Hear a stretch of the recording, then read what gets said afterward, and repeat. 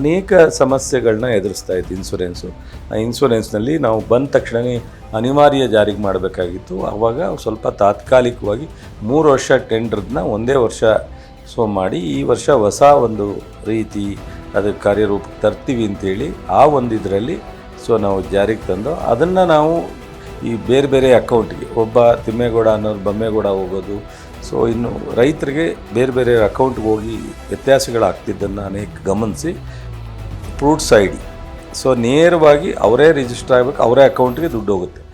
ಈ ಥರದ ಯಾವುದೂ ವ್ಯತ್ಯಾಸ ಆಗದೇ ಇರೋ ರೀತಿಯಲ್ಲಿ ಫ್ರೂಟ್ಸ್ ಅಕೌಂಟನ್ನು ಐ ಡಿನ ಕ್ರಿಯೇಟ್ ಮಾಡಿ ಪ್ರತಿ ಒಬ್ಬರ ಅಕೌಂಟ್ಗೂ ನೇರವಾಗಿ ಹೋಗೋದು. ಕಳೆದ ಬಾರಿ ರೈತರೇ 1,500 ಕೋಟಿ ರೈತರಿಗೆ ಇನ್ಶೂರೆನ್ಸ್ ದುಡ್ಡು ಹೋಗುವಂಥ ಒಂದು ದೊಡ್ಡ ಪ್ರಮಾಣದ ನಾವು ಇಲಾಖೆ ಮುತುವರ್ಜಿಯನ್ನು ತಗೊಂಡಿದ್ದೀವಿ.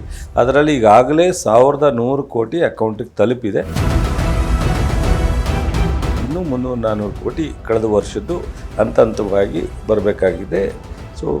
ರೈತರಿಗೆ ತಲುಪುತ್ತೆ. ಇದು ಭಾಳ ಮುಖ್ಯವಾಗಿ ನಾವು ಮಾಡಿರ್ತಕ್ಕಂಥ ಒಂದು ರೈತರಿಗೆ 1,500 ಕೋಟಿ ಅಂದರೆ ಬೆಳೆ ನಷ್ಟದಿಂದ ಬರ ಪರಿಹಾರದ ಟೈಮ್ನಲ್ಲಿ NDRF ಭಾಳ ನಿಧಾನ ರಿಲೀಸ್ ಮಾಡಿದಂಥ ಪ್ರಯತ್ನದಲ್ಲಿ ನಾವು ರೈತರಿಗೆ ಒಂದು ಸಬ್ಸಿಡಿ ಕೊಡೋದು, ಸಹಾಯಧನ ಕೊಡೋದು, ಈ ಥರದ್ದೆಲ್ಲ ಮಾಡ್ತಕ್ಕಂಥದ್ರಲ್ಲಿ ಜೊತೆಗೆ 5 ಸ್ಕೀಮ್ಗಳು ಏನಿದೆ, ಒಂದು ಗೃಹಲಕ್ಷ್ಮಿ ಇರ್ಬೋದು, ಗೃಹ ಜ್ಯೋತಿ ಇರ್ಬೋದು, ಅನ್ನಭಾಗ್ಯ ಇರ್ಬೋದು, ಮತ್ತು ಶಕ್ತಿ ಯೋಜನೆಗಳಿರ್ಬೋದು, ಯುವ ನಿಧಿ ಇರ್ಬೋದು. ಈ 5 ಯೋಜನೆಗಳು ನಮಗೆ ಜನರಿಗೆ ಒಂದಲ್ಲ ಒಂದು ರೀತಿ ಇಂಥ ಕಷ್ಟ ಕಾಲದಲ್ಲಿ ಬದುಕಿಗೆ ಒಂದು ಸಹಕಾರ ಸಿಕ್ಕಿದಂಥ ಒಂದು ಯೋಜನೆಗಳು.